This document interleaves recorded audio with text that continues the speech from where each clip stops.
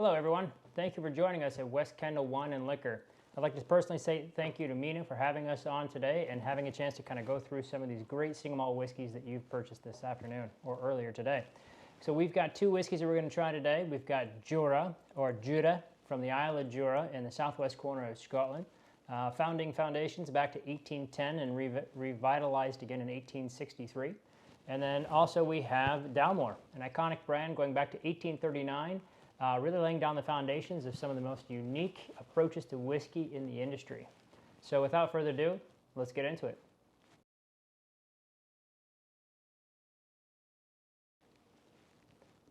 Jura 10.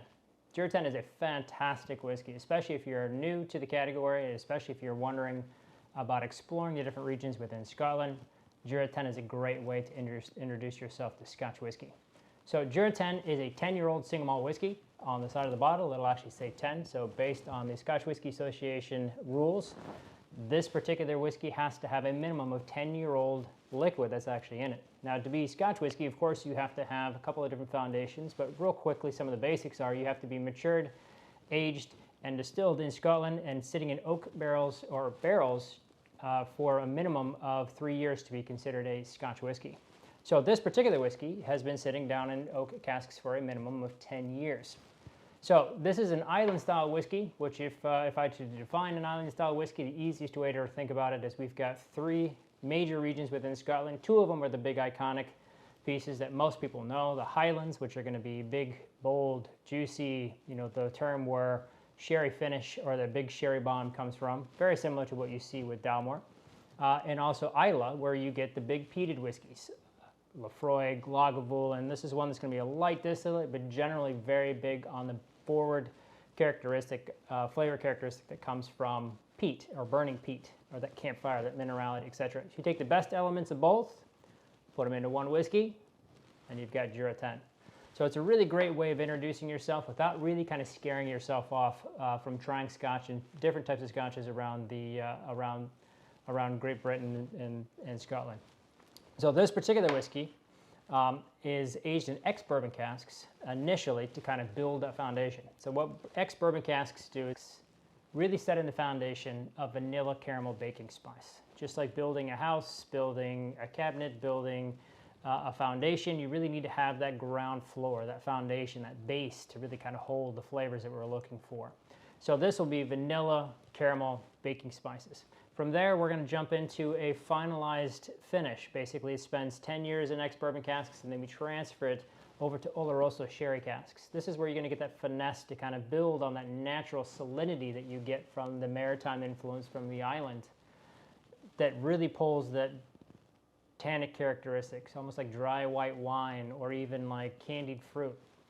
So when you take those two flavor characteristics of vanilla caramel baking spice and that salinity forward dry characteristic of the wine from the Oloroso sherry cask, bring them together, you've got that beautiful harmony of balance. So to really kind of categorize this whiskey best, you want to take a look at the actual whiskey itself. So let's go ahead and pour ourselves a dram if we haven't already. So Jura. First thing you want to do is actually take a look at the color. And when we're looking at the color, well, obviously we look for the first thing that comes to mind. And I can tell you now, especially if you do love the color of amber or maple, this is going to have that almost like that amber gold kind of characteristic. Now, in the glass itself, this is what they call a Glencairn. This glass is traditionally served in whiskey bars or used as a specialty whiskey glass. You can notice that it has a narrow top, kind of a wide base. It's a good way to take those natural aromatics and bring them right to the front of your nose without losing a lot of the essence of the flavors that are around you. So you want to be able to kind of really take it up to your nose. Don't take a deep breath. You're going to burn out your nasal receptors, which is going to be the most important aspect of tasting whiskey, but really kind of do a soft and light approach. So approaching your whiskeys, especially at 40 proof whiskey, you want to approach it softly. You want to take your time. You don't want to overdo it because we're not nosing 14% alcohol like you would if you were enjoying a wine. We're nosing 40% alcohol with this whiskey. So approach it softly. Approach it like you're going to enjoy the first introduction into a new relationship. You do it cautiously, you do it humbly, you do it with respect. So soft inhalation, and some of the characteristics you're going to get on this are going to be almost like fruit-forward notes, peachy notes, or peach characteristics. You also get a little bit of that spice on there as well, which you're going to get like clove spice, baking spice. You'll also give it a little bit of almost like dark chocolate characteristics as well, almost like that dry baking chocolate. On the taste,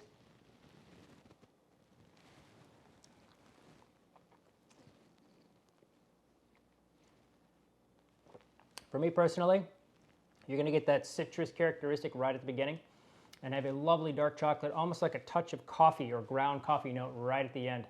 So you'll notice that it is salinic, and the smoke is on the nose and on the finish. And on the palate, it's quite sweet. With the actual swallow, you're going to get more of that salinity characteristic. So it really creates a really beautiful balance between sweet and savory. So great whiskey. This whiskey can also be enjoyed in multiple different formats. You can enjoy it as I'm enjoying it right now, neat. You can enjoy it on the rocks, which I will never tell people not to drink it that way. You can also enjoy this one in a cocktail. So with cocktails, we've got a number of different kind of creations, but it can be used very simply in what we call a Jura Sunset, which is going to be equal parts Jura 10, also going to be aperitivo, which is a select aperitivo, as well as topped off with tonic. You take those three ingredients, put them together in a big highball with ice. Fantastic evening. Slanjava. All right, let's go ahead and move on to our next whiskey. So for those of you that are familiar with the way that Scotch whiskey is aged, a lot of times you'll notice, especially in the United States, age statements are king. So 10, 12, 15, 18, 21, 25, 30, 35. Those are going to be indications of the youngest liquid that's actually in the cask. But more recently, we're starting to see trends really kind of pushing in a different direction, or really kind of embracing a new way of a traditionally old way of making whiskey in a new light. So this is what they call a non-age statement. So this is the Jura 7 Wood. Now this is not a 7-year-old whiskey. This is a whiskey that has been matured in 7 distinctly different casks. Each of these casks kind of bringing a harmony or a particular individual characteristic to the actual whiskey itself. So this starts off in ex-bourbon casks. Again, this is going to give you that vanilla, that caramel, that baking spice, almost like a little bit of almost like roasted coconut notes that you get from ex-bourbon. That, again, lays the foundation for making a wonderful whiskey. From there, it gets transferred into 6 distinctly different new oak casks. Now, these are new oak. These are not going to be seasoned oaked. Now, traditionally in Scotland, you'll see sherry finish. You'll see a port finish. You'll see a Madeira finish. You'll see a rum finish, or you'll see even starting to see some characteristics like mezcal finishes. Now, these are barrels that started with something else, and we're taking those characteristics to finish the whiskey. Now, the 6 casks that we use at the very end of Jura 7 Wood are new oak casks. These are toasted casks that we have cut and actually laid out to our specification. So each one of these gives you a very distinctly different nuance that really kind of builds a good whiskey into a great whiskey. So this goes into Beltrange, Allier, Vosges, Trancé. Each of these characteristics are going to give you something that's unique. For example, when you're looking at Vosges, you're going to get a lot of coffee notes. You're going to get a lot of chocolate notes, almost like milk chocolate characteristics. When you're looking at Beltrange, you're going to get more fruit-forward notes. And if you nose this whiskey, you'll notice that it is a very subtle, soft, and also quite fruity whiskey. So I can tell you now, right on the very end of the nose, I'm getting mango, which when you say mango and whiskey, those two generally aren't words that are put together. But in this case, it really works. It gives you a soft, beautiful, almost like floral elegance to the actual nose. It kind of changes the way you want to think about, or you think about whiskey. So other casks are going to give you, for example, Limousin is going to give you spice. You're going to get more pepper notes. You're going to get more almost like pine tree characteristics, baking spice notes. This is going to really kind of give you a very unique, kind of well-rounded characteristic. So individually, going from ex-bourbon casks into a single cask make a good whiskey. Going from an ex-bourbon casks into the individual casks and then brought together from the 6 casks really makes a really great showcase of the way that the whiskey world is kind of moving forward. So this is a little bit of a masterpiece. This whiskey is aged until it's ready. So, Slanjava.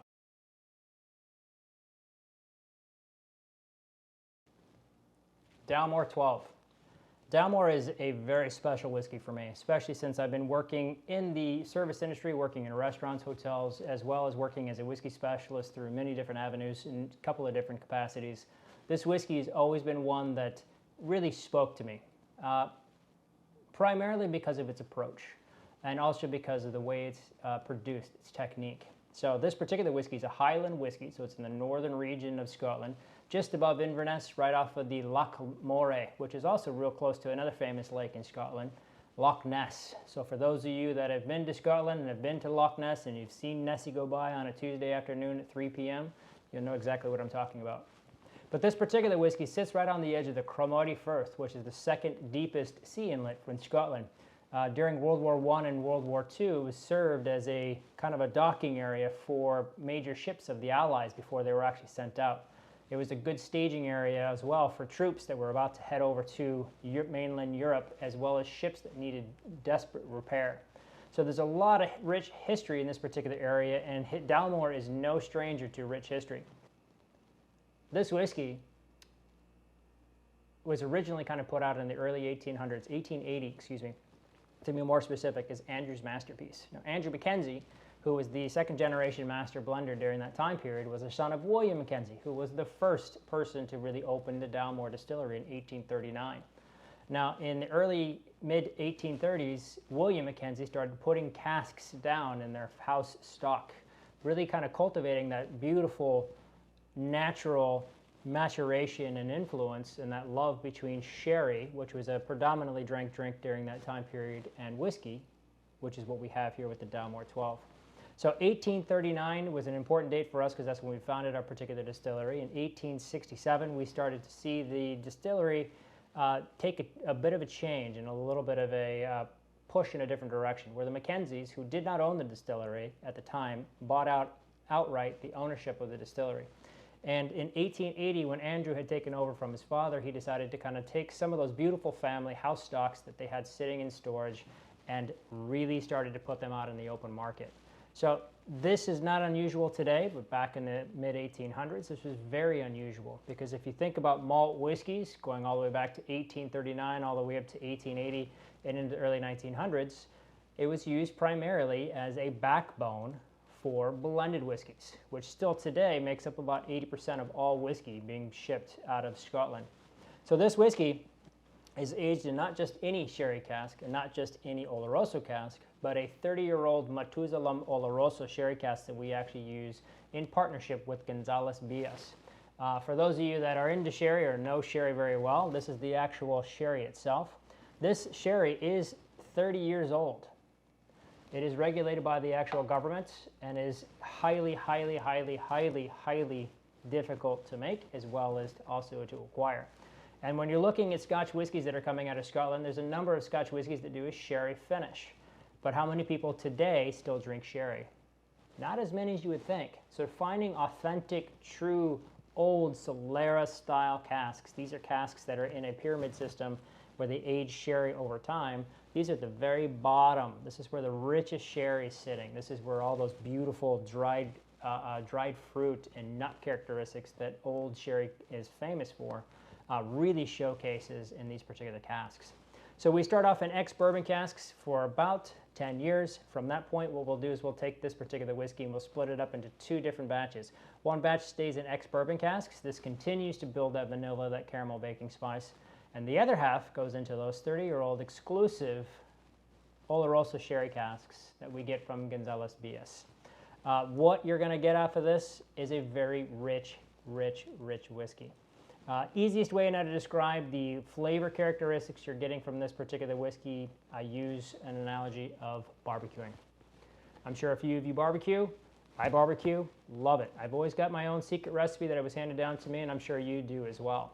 So a marinade is the king for barbecuing. And I can tell you now that if you put a little bit of salt, a little bit of pepper on whatever it is that you're grilling, it's going to be a very decent outcome.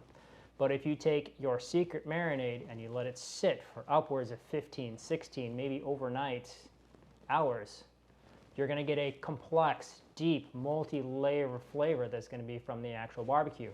That's what you get when you use those 30-year-old casks. You get a deep, involved, multi-layered flavor characteristics that is so complex and really begins intense, softens in the middle, and continues to linger throughout your drinking process or throughout your day. So this is the Dalmore 12-year-old. Ex-bourbon casks for 10 years, finishing off about half the batch in 30-year-old Methuselah Oloroso sherry casks. Let's go ahead and grab a glass and bring it up to the nose. So initially, when you're looking at the color, you're seeing this beautiful, almost like amber, almost like mahogany characteristic or gold. This is really going to give you some of those rich, lovely aromatics and also some rich color notes that you're going to get from the actual casks themselves. So on the nose, almost immediately, you're missing one element that is in Scotch whiskey quite often, and that's peat. Now, there's no peat on this one. You will get some salinity. That's very different. That's going to be the influence from the chromoidy firth. Just like when you get to you're driving in your car, you get to the beach, you get out for the first time, and you smell that salt hit you on the nose. That's that salinity characteristic. It's not the same thing as peat. So you're going to get some salinic characteristics, but also quite sweet, almost like dried fruit. A little bit of citrus characteristics. Now on the palate,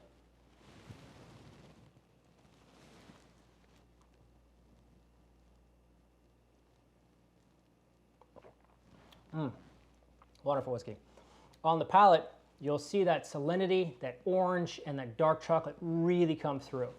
But when we're looking at the casks initially, when you say ex-bourbon casks, vanilla, caramel, baking spice, and then sherry casks, you're going to get more like nut and fruit characteristics. You're wondering where citrus and chocolate come in. But if you think about the combination, it's really going to be a nice way of weaving these two particular characteristics together to create this harmony that we have with Dalmore 12. So you're still going to get that vanilla, caramel, baking spice, especially on the nose. You'll get that vanilla. You'll get a lot of that deep, rich caramel. But on the palate, you'll notice that your palate is actually quite dry. So you're going to get some of those almost like dark chocolate notes, like a baking chocolate. You'll also get a touch of almost like orange rind. Now, not the meat of the orange, but the rind itself. Quite a little bit of bitterness that goes behind it. So when you think about those two flavor components between the ex-bourbon casks and the 30-year-old exclusive Methuselah Oloroso sherry cask from Gonzales Villas, you can see how these two harmonize together. Absolutely wonderful whiskey, created in 1880 by Andrew Mackenzie, one of our founding master distillers. Salon Java.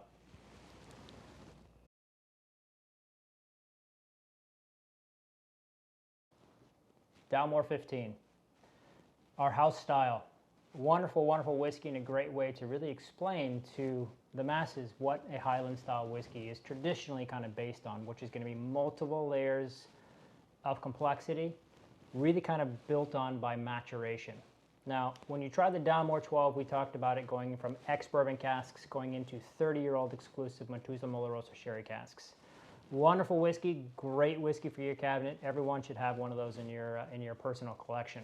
When you're talking about the 15 starts to take that complexity and it brings it to a whole nother level.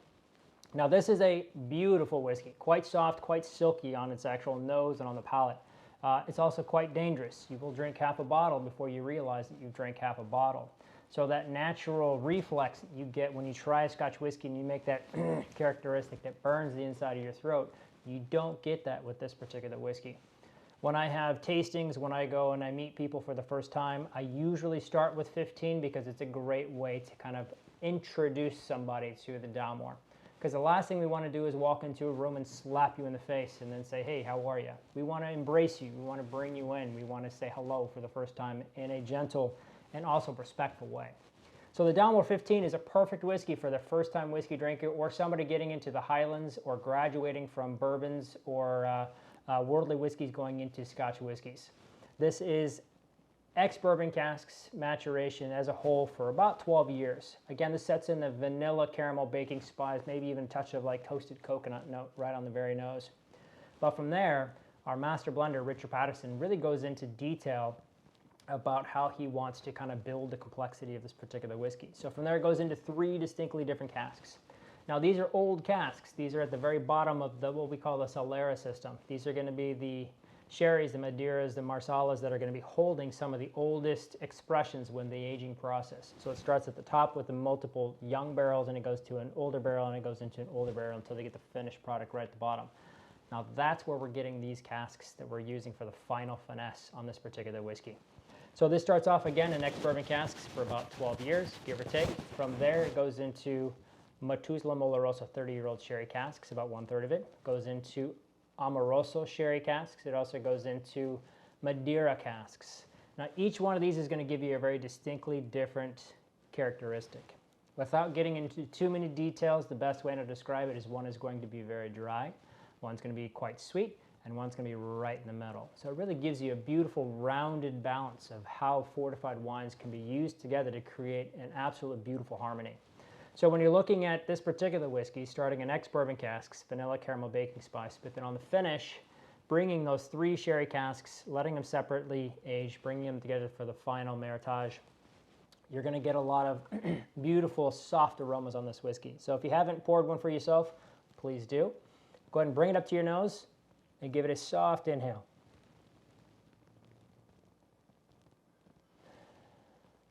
Absolutely beautiful whiskey. Just opens up softly, continues to build, and especially if you're using the glass that I'm using right here, which is a Copa Capita. It's really going to take those natural floral characteristics and bring that aroma right up to the center part of your nose, which gives you a beautiful, beautiful understanding of this particular expression. So on the nose, immediately you're going to get almost like an orange or candied orange characteristic. In Scotland, we call a jam, they're called orange marmalade, which is quite savory on the palate in comparison to the United States, where it's actually quite sweet. You're going to get more of the rind characteristics. You're going to get some of that bitter notes. Just think of like if you took an orange peel and you zested the orange zest right over the top of a cocktail or right in the air, that aromatic. You'll also get a little bit of cinnamon and nutmeg characteristics. So those baking spices that are quite, just think of like an apple pie or like a citrus a citrus dessert with a little bit of that nutmeg and ginger sprinkled over the top. So on the palate, Slangeva.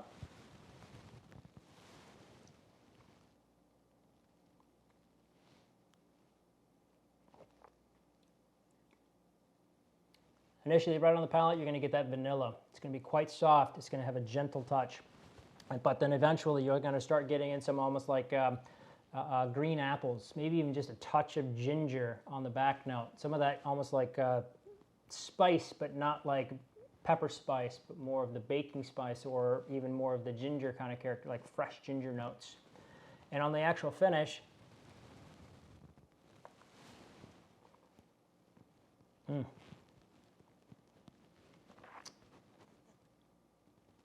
you get quite spicy notes. Just think of it like on a holiday morning in the late seasons, where you're going to get almost like that apple pie baking in the background. You're going to get that vanilla, that spice, that almost like baked bread note. Just think of it like as we say in the United States, we call it a fruit cake, but in the United Kingdom they call it a pound cake. It's almost like all those candied fruits brought together, and all that beautiful almond and marzipan and caramel. Just absolutely phenomenal whiskey. So if you haven't tried this whiskey, if you don't have it on your shelf, if you don't have it at home, you need to bring this one in, because this is absolutely fantastic. Slangeva.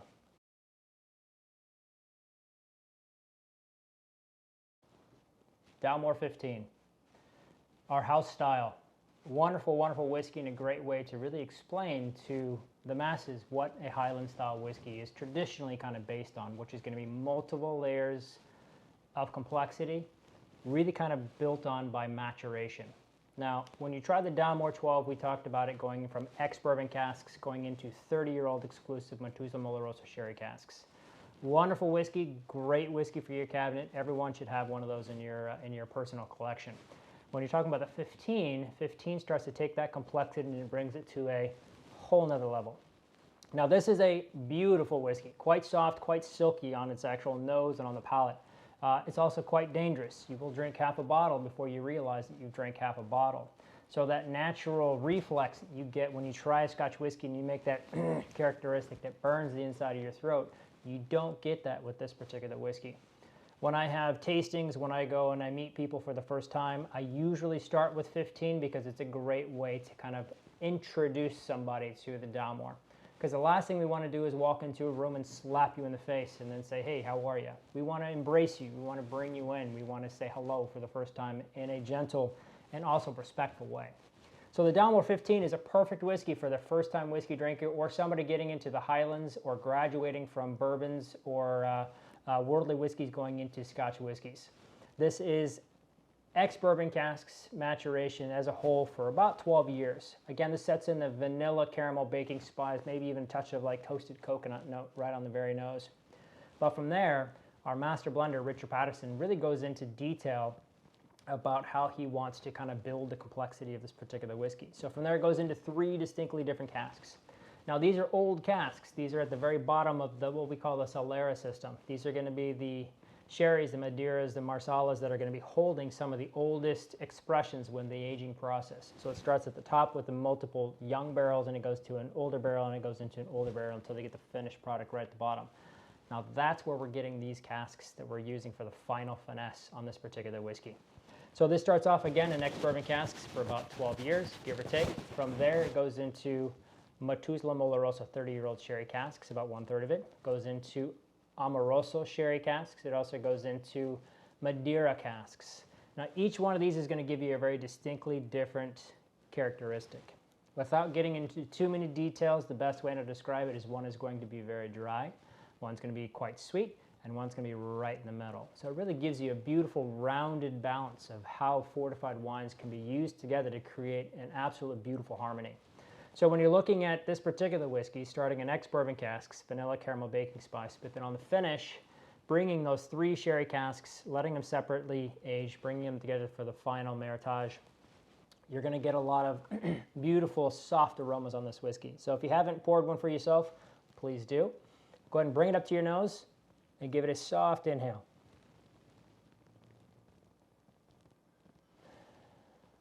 Absolutely beautiful whiskey. Just opens up softly, continues to build, and especially if you're using the glass that I'm using right here, which is a Copa Capita. It's really going to take those natural floral characteristics and bring that aroma right up to the center part of your nose, which gives you a beautiful, beautiful understanding of this particular expression.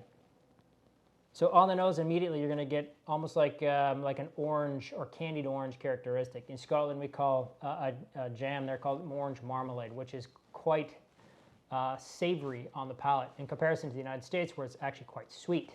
You're going to get more of the rind characteristics. So you're going to get some of that bitter notes. Just think of like if you took an orange peel and you zested the orange zest right over the top of a cocktail or right in the air, that aromatic. You'll also get a little bit of cinnamon and nutmeg characteristics. So those baking spices that are quite, just think of like an apple pie or like a citrus a citrus dessert with a little bit of that nutmeg and ginger sprinkled over the top. So on the palate, Slangeva.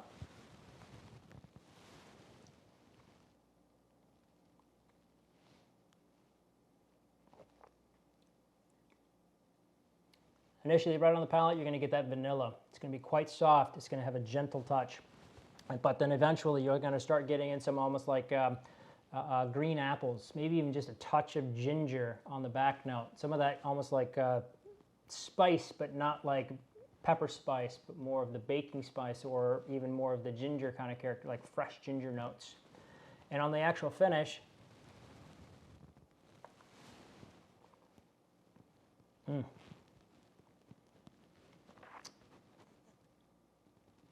get quite spicy notes. Just think of it like on a holiday morning in the late seasons where you're going to get almost like that apple pie baking in the background. You're going to get that vanilla, that spice, that almost like baked bread note. Just think of it like as we say in the United States, we call it a fruit cake, but in the United Kingdom they call it a pound cake. It's almost like all those candied fruits brought together and all that beautiful almond and marzipan and caramel. Just absolutely phenomenal whiskey. So if you haven't tried this whiskey, if you don't have it on your shelf, if you don't have it at home, you need to bring this one in because this is absolutely fantastic. Slangeva.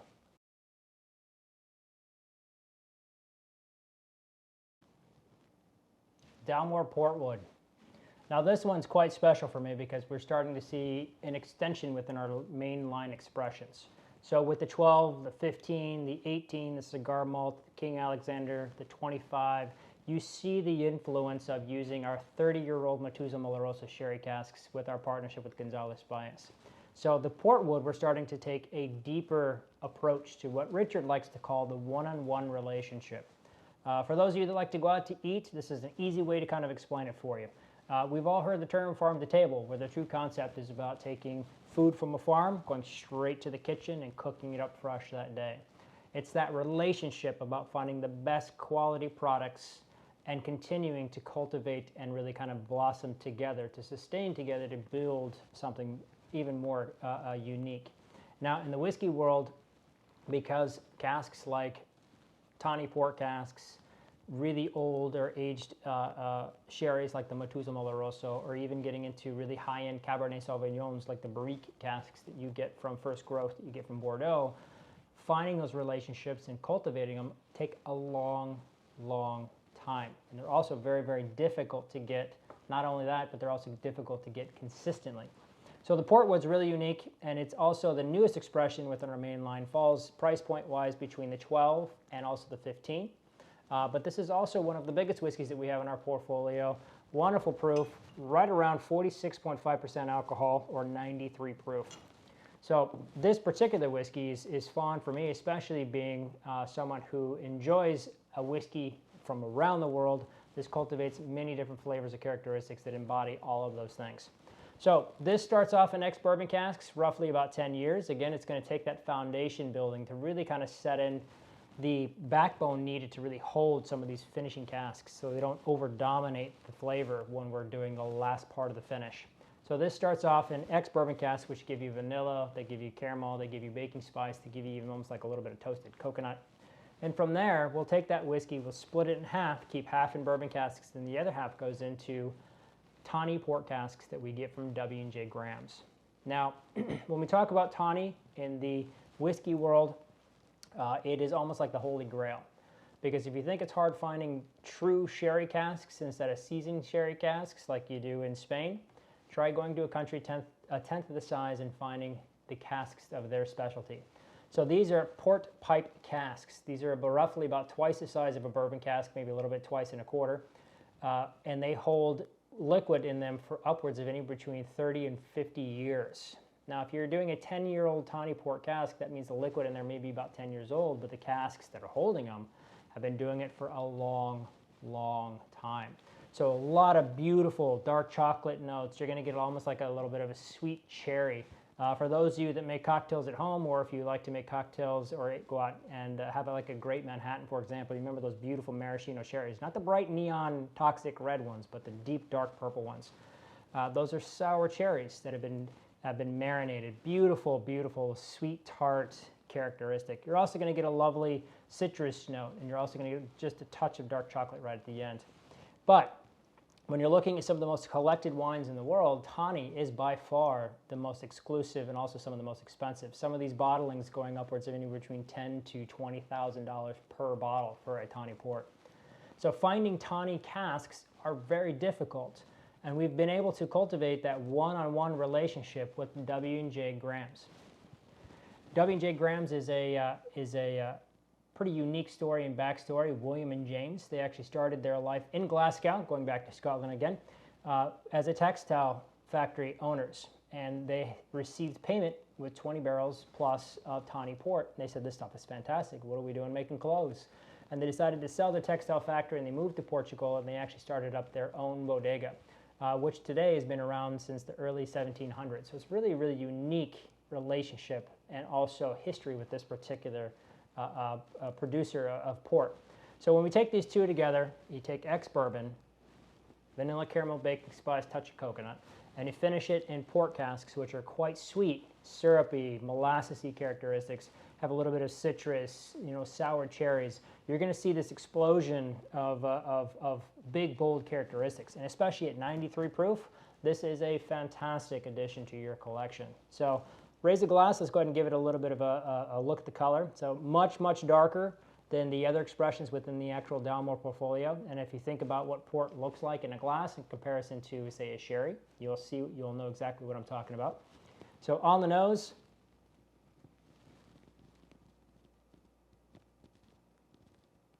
You're going to get some caramel. You're going to get some vanilla. You're also going to get some almost like sweet, molassesy, almost like sweet cherry or even sour cherry characteristics.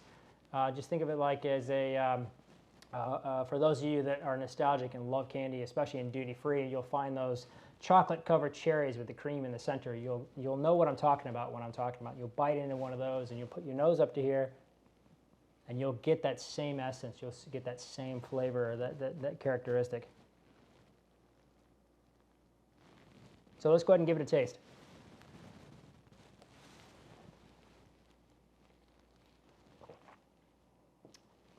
It's a big one, but it's not overpowering.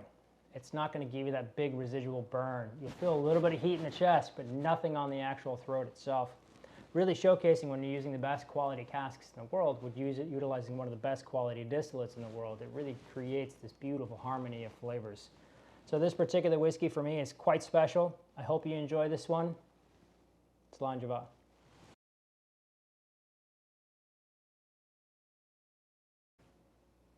The Dalmore Cigar Malt, a very unique whiskey within the whiskey industry. It is the only single malt whiskey in the world that is designed to enjoy with cigars, hence the name cigar malt. Now this particular whiskey has gone through some changes over time. This is the third generation of cigar malts. And it really shows the love and the art and the constant re-looking at and rethinking of actually how our whiskeys are made by our master blender, Richard Patterson, in creating these wonderful, wonderful, wonderful pieces of his own personality. Now the cigar malt, it was originally designed and put out in the early 80s. And it went great during the cigar boom. Now if you're familiar with the 80s or you're around in the 80s, this is a perfect time to be a cigar smoker and also a whiskey drinker. Late 80s started to go away and the smoking ban started to get put into place in the United Kingdom. And cigar malt became out of fashion. So we changed the name and we also changed the bottling to Grand Reserva. Now Grand Reserva lasted about 3 or 4 years before it really had a bit of it just basically disappeared, unfortunately. And it had a revolution because Richard was getting harassed left and right about bringing it back. When's the cigar malt coming back? We love the cigar malt. There was a bit of a social following behind it that Richard didn't realize.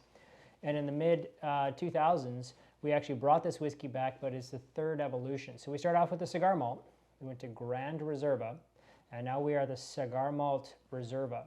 Now this particular whiskey is unique because we're starting to see a little bit of an addition in casks. So for those of you that bought this whiskey back 10 years ago versus today, you'll notice that there is a bit of an increase in price.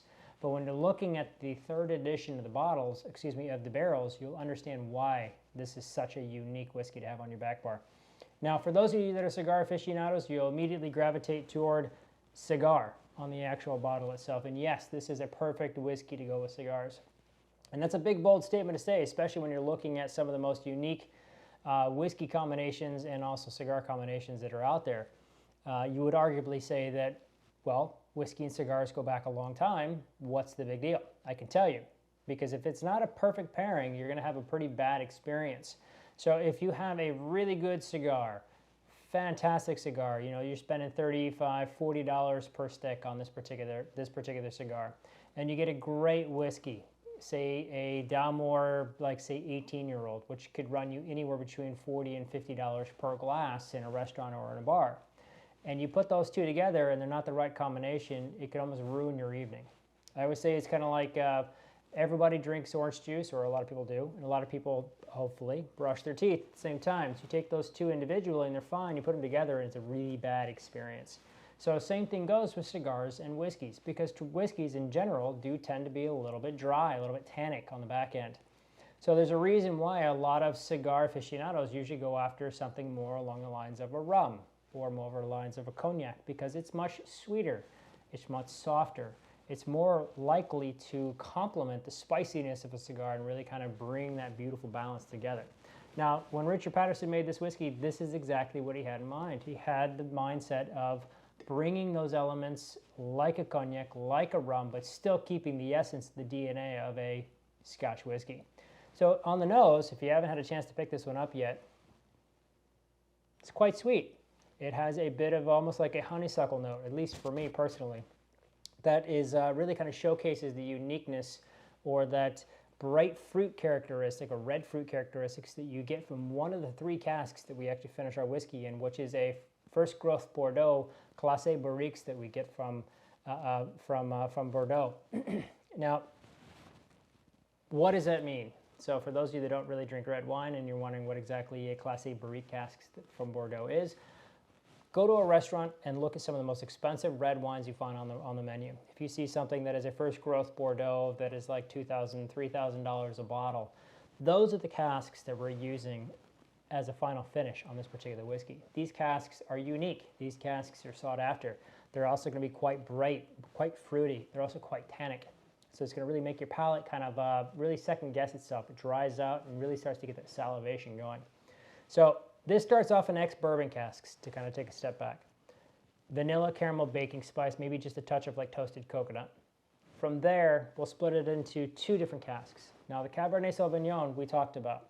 This is going to give you more of that bright fruit notes, the bright berries. So just think blackberry, raspberry, cranberry. And the other third goes into Methuselah Oloroso sherry casks, these 30-year-old casks that we get exclusively from Gonzalez BS. This is going to give you more like dried fruit. It's going to give you more nut characteristics. Just think walnuts. You'll get some almond notes in there as well. So if you take vanilla, caramel, baking spice, dried fruit and nuts, and then you also get bright fruit, you take all these combinations and put them together, you're going to have the essence of what cigar malt is. So it's sweet on the nose, really emulating those cognac or rum characteristics. But on the palate,